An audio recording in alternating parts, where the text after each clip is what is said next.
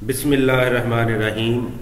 हमारा next topic है जी introduction to the process of conducting a research. जब हम कोई तहकीक कर शुरू करते हैं या किसी चीज़ के ऊपर रिसर्च करते हैं, तहकीक करते हैं, तो उस तहकीक को कंडक्ट करने का प्रोसेस क्या है, कौन से स्टेप्स हैं जो हमने लेने हैं उस किसी भी रिसर्च को स्टार्ट करने के लिए। Conducting research is a systematic and methodical process. Methodical process का मतलब ये है कि वो किसी न किसी सिस्टमेटिक और step by step regulations, rules को फॉलो करते हुए रिसर्च की जाएगी। That involves gathering, analysing and interpreting information to answer question. जब आप कोई भी रिसर्च करते हैं, जब आप अपनी रिसर्च को फाइनलाइज कर लेते हैं, तो फिर लोग उसके ऊपर क्वेश्चन रेज करते हैं जिनकी आपको आंसर्स देना होते हैं। तो इसके प्रोसेस को स्टार्ट करने के लिए आपने डाटा को गैदर करना है, डाटा को गेट करना है, उसके बाद उसको एनालाइज करना है, फिर आपने उसको इंटरप्रेट करना है कि इसका क्या मतलब है, इसका क्या इम्पैक्ट है, ताकि आप लोगों के सवालों के जवाब दे सकें। फिर जिस प्रॉब्लम को सॉल्व करने के लिए आपने वो रिसर्च कंडक्ट की है, आपने उस प्रॉब्लम का सल्यूशन फाइंड आउट करना है। ये किस लिए है? ताकि आप उस स्पेसिफिक फील्ड के अंदर अपना एडवांस कंट्रीब्यूशन कर सकें। आज दुनिया के अंदर जितनी तरक्की आपको नज़र आ रही है, चाहे वो कोई भी फील्ड हो, कोई भी नॉलेज का शोबा हो, कोई भी इल्म का शोबा हो, तो हर बंदा अपनी रिसर्च करता रहा और उस फील्ड के अंदर एडवांसमेंट आती रही। उसकी टोटल जितनी भी एडवांसमेंट थी, उस एडवांसमेंट से आगे जो है वो आपने रिसर्च करनी है। तो हमें इसके लिए कौन कौन से स्टेप्स जो है वो लेने होते हैं। सबसे पहले है जी आइडेंटिफाइंग द रिसर्च प्रॉब्लम और question.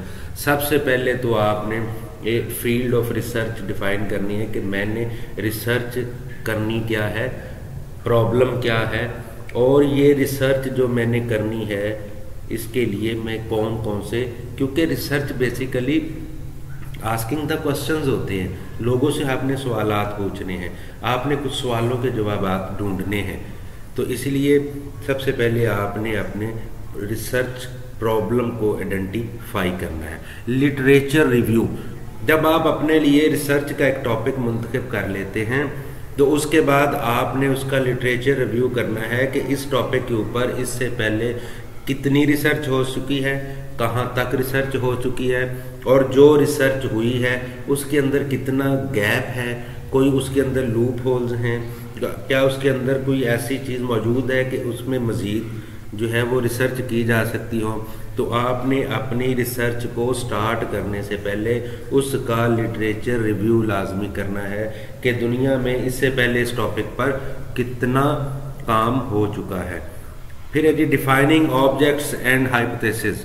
Clearly define the object of your research, कि आप ये रिसर्च क्यों करना चाहते हैं, इसकी ज़रूरत क्या है, इसका इम्पैक्ट क्या है, इसका फ़ायदा क्या है। फिर है जी research design and methodology.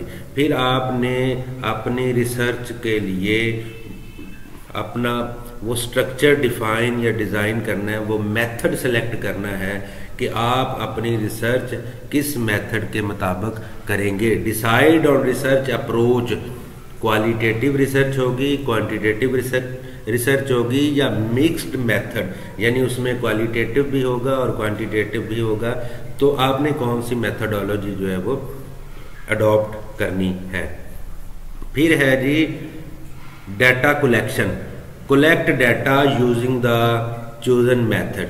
This could involve surveys, interviews, observations, experiments और डाटा माइनिंग। कि आपने अपनी रिसर्च के लिए अब डाटा लेना है, आप वो अपनी रिसर्च के हिसाब से जो है वो डाटा गैदर करेंगे। आपको हो सकता है कोई ऐसी रिसर्च है जो कुछ सोशल इम्पैक्ट वाली रिसर्च आप कर रहे हैं, तो उस जिसमें सोसाइटी इन्वॉल्व है, तो आप उसके लिए सर्वे भी कर सकते हैं, इंटरव्यूज़ भी कर सकते हैं, खुद ऑब्ज़र्व भी कर सकते हैं, खामोश रहकर, सिर्फ मुआशरे को देखकर आप ऑब्जर्वेशन कर सकते हैं, एक्सपेरिमेंट्स भी कर सकते हैं, तजर्बात, या डाटा माइनिंग। डाटा माइनिंग मतलब आप डाटा को मुख्तलिफ जगहों से रिसर्च करके यानी सर्च करके आप जो है उसको ले सकते हैं, बुक्स हैं, लाइब्रेरी से, गूगल से या किसी और मीडियम से आप जो है वो डाटा को हासिल करने के लिए उन मीडियम को इस्तेमाल कर सकते हैं। जब आपके पास डाटा कंप्लीट हो जाए, जब आप समझें कि अब मुझे मज़ीद डाटा की ज़रूरत नहीं है, फिर आपने उस डाटा की सॉर्टिंग करनी है। डाटा को फिर आपने एनालाइजेशन प्रोसेस के अंदर डाल देना है कि अब उसके आपने तज्जिया करना है, उसको एनालाइज करना है कि कौन सा डाटा जो है मेरी रिसर्च के लिए अप्रोप्रिएट है, कौन सा मैंने जो है वो इसमें ज़ायद डाटा ले लिया है, कौन सा ज़रूरी है और कौन सा गैर ज़रूरी। Analyse the collected data using appropriate statistical और qualitative techniques. Your analysis should aim to draw conclusion, test hypothesis and generate insights। जो आपको ये तमाम पहलू जो हैं वो डिटेल इस तरह से एनालाइज करना है कि आपकी प्रॉब्लम को जो है उसका सलूशन मिल जाए। Interpretation, interpret the results of your analysis. अब सारी चीज़ें एनालाइज हो गया, डाटा कलेक्ट हो गया, आपने वो सारा कर लिया, अब आपने उसको इंटरप्रेट करना है। आपने अब क्यों का सवाल देना है, हाउ का जवाब देना है, क्यों का सवाल देना है, ये क्यों है, ये कैसे है। अब आपने वो जो 5 W's है ना, उनके आपने जवाबात देने हैं। जब आप उनको आप अपनी ज़बान में इंटरप्रेट करेंगे तो वही आपकी बेसिक जो असल रिसर्च है वो आपकी सामने आ जाएगी। ड्राइंग कंक्लूजन, फिर आपने जो है अपनी based on the interpretation draw conclusion about the research problem. जो आपकी रिसर्च के लिए टॉपिक था, जो प्रॉब्लम था, उसकी आपने कंक्लूजन डिफाइन कर देनी है कि ये ऐसे है और ये इसका जो है वो इस बेस के ऊपर इस प्रॉब्लम का ये सल्यूशन है, इस प्रॉब्लम की वजूहात ये हैं, काज ये है, इफ़ेक्ट्स ये हैं, सल्यूशन ये है। फिर है जी discussion. Discuss your finding in the context of existing literature, highlighting their significance and implication, address limitation and suggest areas of further research. आप उसके अंदर ये भी कर सकते हैं कि जो पहले से मौजूद आपके पास रिसर्च है ना, जो आपसे पहले किसी ने किया है, आप उसके साथ उसको कंपेयर करें, उस अपनी जो हैं वो अच्छाइयाँ बयान करें। आप उसके अंदर देखें कि अभी इस फील्ड के अंदर ये चीज़ें ऐसी रह गई हैं जिनके ऊपर एक मज़ीद रिसर्च कंडक्ट की जा सकती है। रिपोर्ट और प्रेजेंटेशन, फिर फाइनली आपने अपने पूरी जो है वो एक रिपोर्ट राइटिंग करनी है। ये रिपोर्ट राइटिंग हमारा एक सेपरेट टॉपिक है, उसके अंदर मैं आपको डिटेल बताऊंगा। Peer review and feedback, if applicable submit your work for peer review bye experts in the field. जिस फील्ड के अंदर आप अपनी रिसर्च कर रहे हैं, उस फील्ड के जो माहिरीन हैं, आप अपनी रिसर्च उनको दिखाएं और उन्हें कहें जिसके ऊपर आप अपना रिव्यू दें, आप मुझे बताएं इसमें से कुछ अगर गलतियां हैं तो उनको पॉइंट आउट कर दें, इसमें कुछ लैक्स हैं तो वो पॉइंट आउट कर दें ताकि मैं इसको फाइनलाइज कर सकूं। Ethical consideration, throughout the research process adhere the ethical guidelines and ensure the ethical treatment of participants data and sources।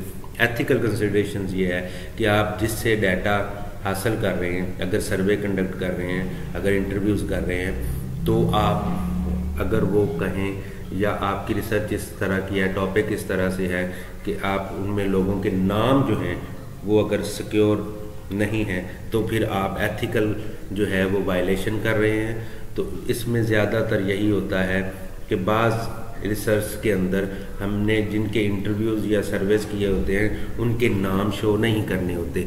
तो अगर इस तरह की कोई रिसर्च है तो उसमें आपने एथिकल जो कंसिडरेशन है उसको कंसिडर करना आपके लिए लाजमी है। उसके बाद dissemination and application, share your research finding with relevant audiences.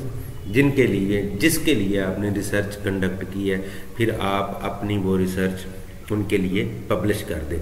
अगर वो एकेडमिक तो आप इंस्टीट्यूट में दे दें, इंडस्ट्री की है इंडस्ट्री के अंदर उसको भेज दें, पॉलिसी मेकर्स के लिए पॉलिसी मेकर्स को दे दें, और द जनरल पब्लिक अगर वो जनरल पब्लिक किया तो आप उसको सबके लिए जो है वो दे दें।